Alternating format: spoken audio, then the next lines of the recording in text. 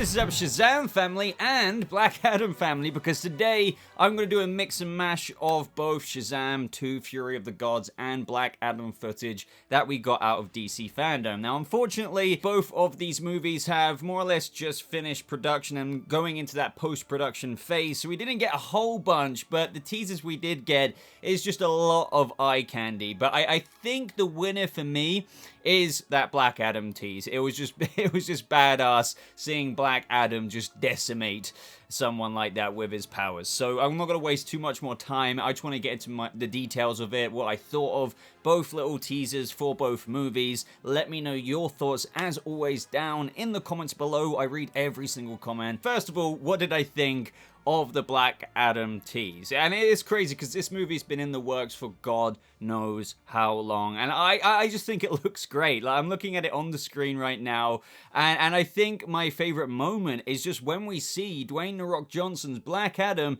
absolutely decimate that guy with his powers. It just shows a little glimpse of what this guy is about to do in the movie now that he has returned just 5,000 years later. So what I really like with what they included here is that we got a bit of a sneak peek behind the scenes, as well as that somewhat low opening scene. We got to see Piers Brosnan, who's playing Dr. Fate, talk about just how much I guess you could say, of course the actors are meant to hype up the movie, but when you hear him say, like, having played James Bond for 10 years, 4 films, nothing compares to this. And we also obviously got little suit teases of Hawkman, Cyclone, Atom Smasher, on top of Dr. Fate as well. We got to see Piers Brosnan in his Dr. Fate mode, but holding the actual helmet of Dr. Fate, touching the head or like whammying her with something, maybe showing her a vision or something like that, with Sarah Shahi's character, of whom we will get into in just a moment. But another thing I'm just really looking forward to is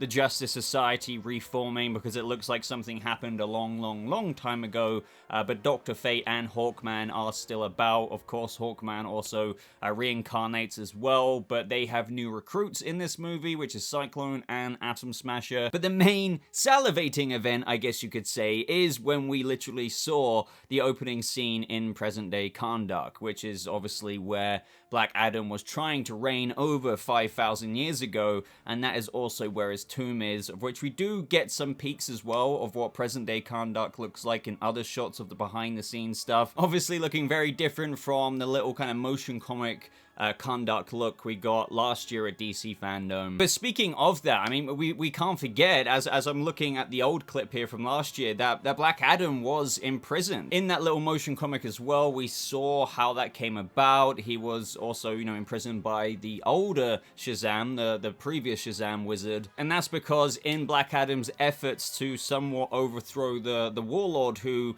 was controlling Kahndaq back then, he did a little bit of a deal, if you will, with the 7 deadly sins. He unleashed them, and yeah, let's just say the 7 deadly sins wreaked a lot of havoc, probably more than Black Adam was expecting. It's not like he slaughtered a bunch of people from Kahndaq, it was mainly the 7 deadly sins, and I think even as he put it in that clip, I did what needed to be done, but instead they imprisoned me for it. But then 5,000 years later, this is when we see that opening moment where he will be breaking out once again, because it looks like they want to release him, like the 2 members who are probably a part of the freedom fighters movement against the current day rulers or controllers of Kahndaq, you could say, known as Intergang. So they're probably thinking, hey, we can wake up Black Adam and hopefully use him to take back Kahndaq. So in this iteration, he's being framed much more as an anti-hero. Back then, he wanted Kahndaq, and he obviously went to the 7 deadly sins to get their help. And in present day, I don't think he's going to go about it in that route,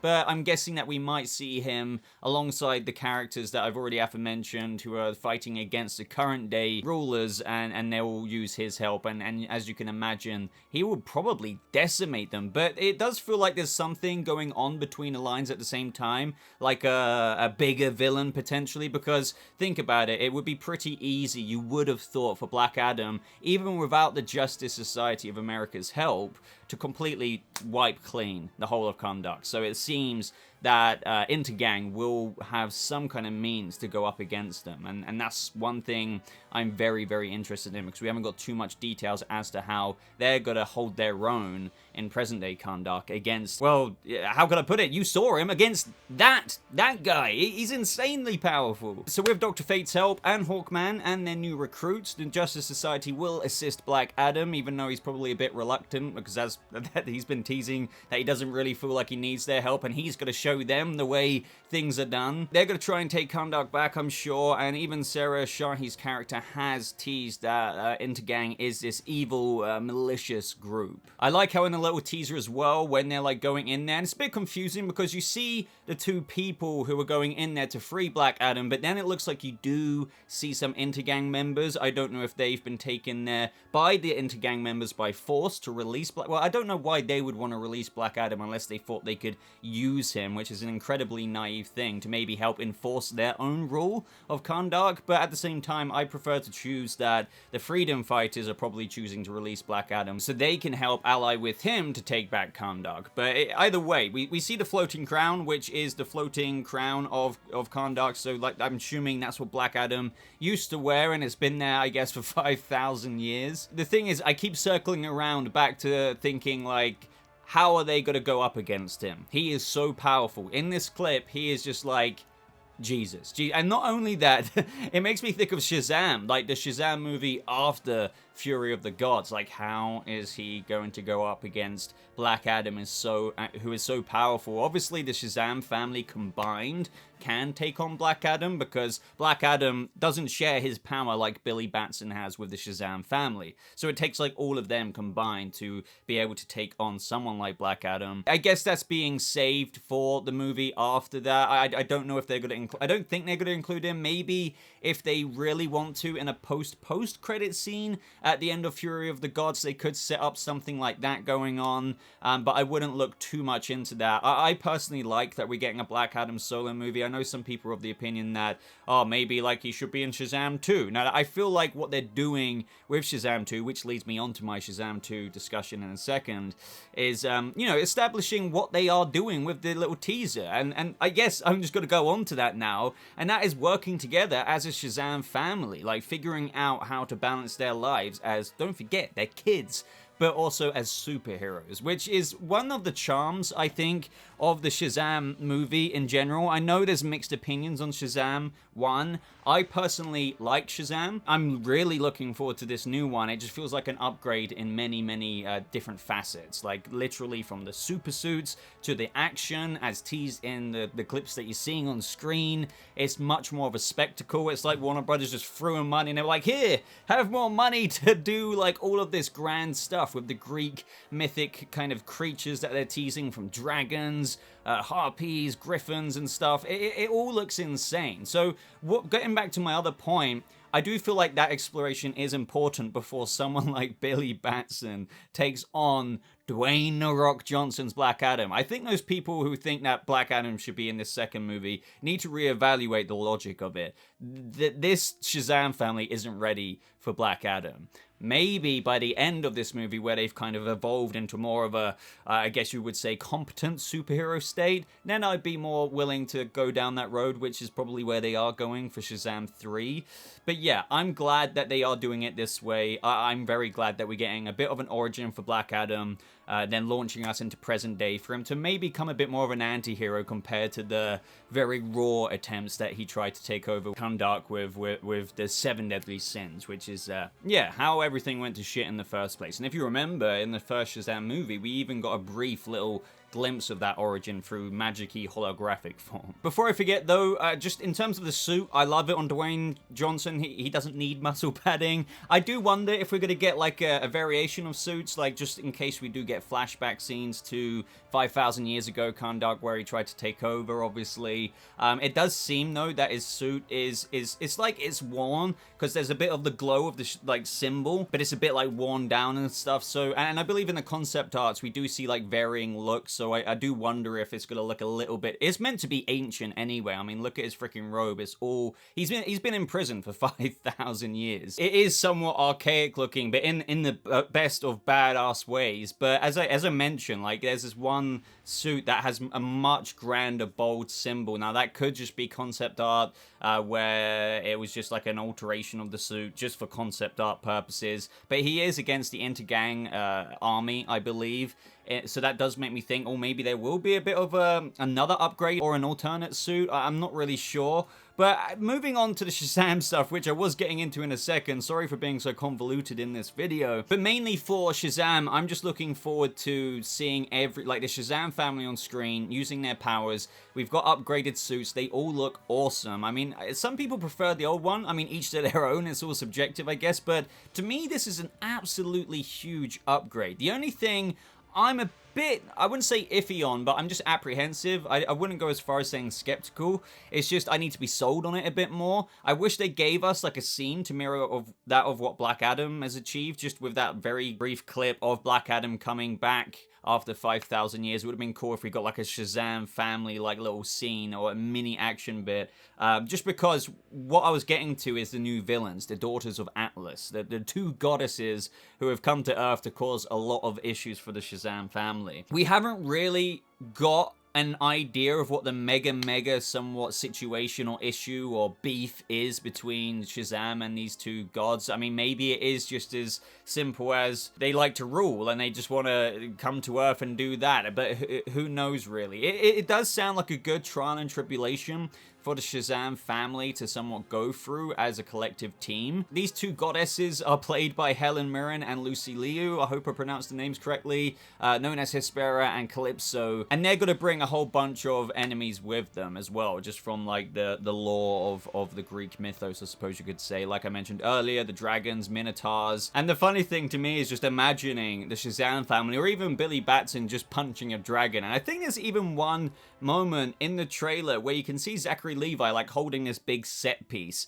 but you can see this like little tablet showing what the scene could look like, and it looks like the back of a dragon's tail. So it's like Shazam is actually grabbing this dragon's tail whilst maybe one of the other Shazam family members is like, I don't know, punching it face on. So imagine a lot more spectacle in this movie. I have a lot of faith in the entertainment and spectacle side with that. I just hope that the plot-wise reason of these villains and everything like that is decent, because we kind of know what's going on with Black Adam. He obviously comes back. There's a lot of present-day shit going on in Kahndaq. We know that probably the freedom fighters go out to seek this temple of where this person or hero, they don't really know maybe who he is, could help them out. But you can see where that's going and how the Justice Society are getting involved. Maybe they want to keep tabs on Black Adam, but they also want to help out. But with this, it's a lot more ambiguous, I feel. But it also is very Shazam. Like, just hearing the fact that we could get harpies, dragons, minotaurs is a whole bunch of Shazam kind of fun, if you know what I mean. It does look as well that the old wizard, Shazam, will be back, maybe in some flashback scenes, which will be really cool. I think one of the biggest things that seems really exciting to me is the locations that they teased. You know, not only are they going from Philadelphia to Athens, but they're also going to the Library of Eternity in the realm of the gods. And we see some concept art there as well, where I think we can see a mini Billy Batson, not in Shazam mode.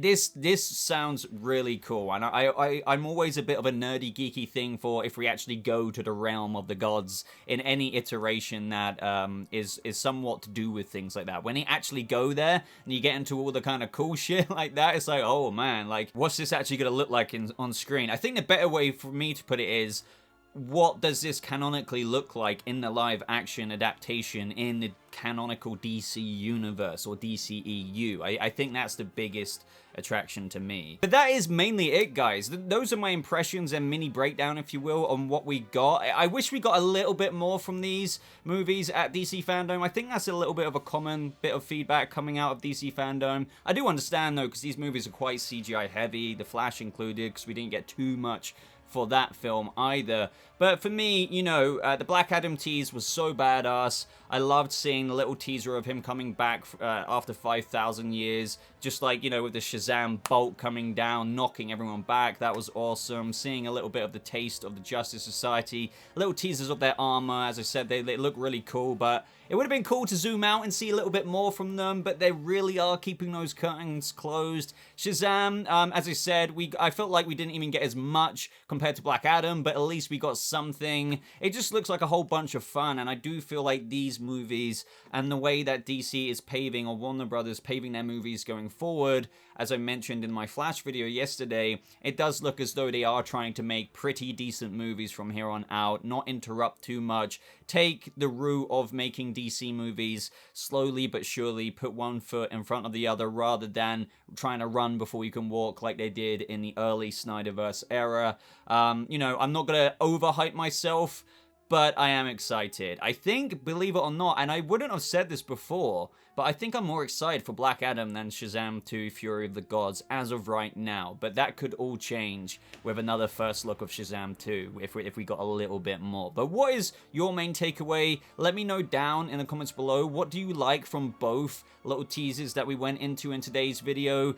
Choose your favorite as well. I'd be interested to know that. I've got a feeling that some of you might say, oh, I wish we saw some more of the Justice Society of America. That is a big thing as well. I know the JSA has been set up in Black Adam beforehand, and it went a bit awry, and maybe that's where other characters have gone, because I'm dying to know if we're going to get little teasers and details. So, what happened to Jay Garrick? Where is Stargirl? Have they even been in any iteration of the JSA just yet? Maybe they haven't, and maybe they'll come into a future version. There's a billion questions, but either way, it's just more DC goodness, and I'm here for it. They look very quality, and very, I'm excited. So other than that, guys, like this video. If you did enjoy it, please make sure you are subscribed if you want to come back to this channel and be updated on all kinds of new videos just like this. As always, in the top pinned comment are links to my social media, Discord, Twitter, and good places like that to follow me, I suppose. But thank you so much for watching, everybody. I hope you have a lovely rest of your day, and I'll see you members of the Shazam and I suppose Black Adam family or JSA in the next video. Goodbye.